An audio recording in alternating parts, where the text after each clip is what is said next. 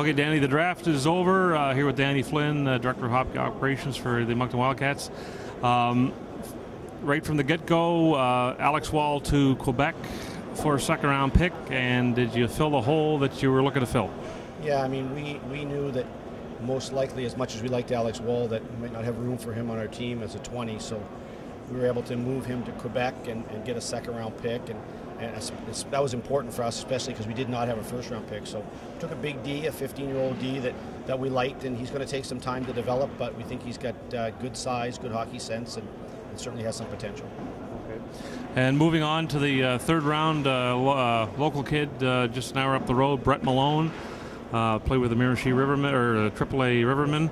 Well, certainly the bloodlines don't hurt, and he's a big winger that we saw a lot. Peter Nevin, our chief scout, is from that area and has watched him for a long time and was really big on him. So he's a goal scorer, he's got good size, and he's got 2 years of midget AAA under his belt already, 15 years old. So we certainly think he's a prospect, and we hope that he develops into a finisher for us. Can you take us through the fourth round?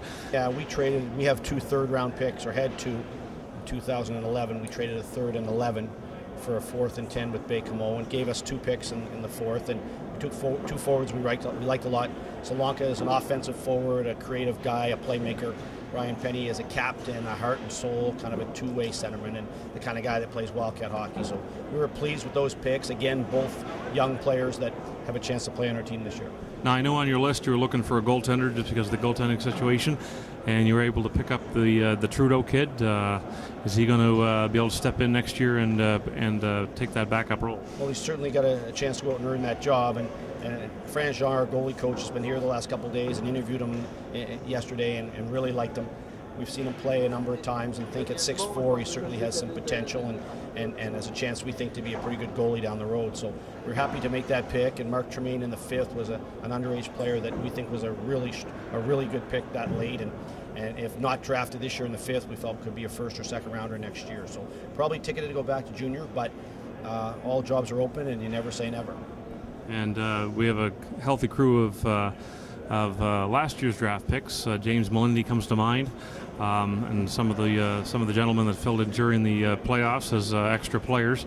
Just quickly take us through last year's picks that you expect to see in September, and then the Euro draft's coming in July. Yeah, I mean, our draft from last year, Cedric LeBlanc, our 4th-round pick, and James Melindy, our 2nd-round pick, were 15-year-olds we sent back to midget. Both had outstanding years. Cedric's team won the Quebec Conference and went to the National Championship. James's team won the Saskatchewan League and won the National Championship. So they're both top-end prospects that have a chance to play for our team next year, and I think both of them could be NHL draft picks. And Cedric should be joining us for the playoffs down the stretch, the finals, and the Memorial Cup to give him a chance to see what Major A hockey is all about and really help prepare him to be ready next year. So a number of the kids that we took went back to play Junior A or Midget AAA. 3 of them, Matt Toma, Lance Pridham, and Cole McMillan, all joined us at various points of times during the season and went with us through the playoffs and out to the Cup, and they all have a very strong chance of playing our team next year. So there's a couple other kids we took that played Junior A and Midget that later picks that have a chance to come in and earn a spot.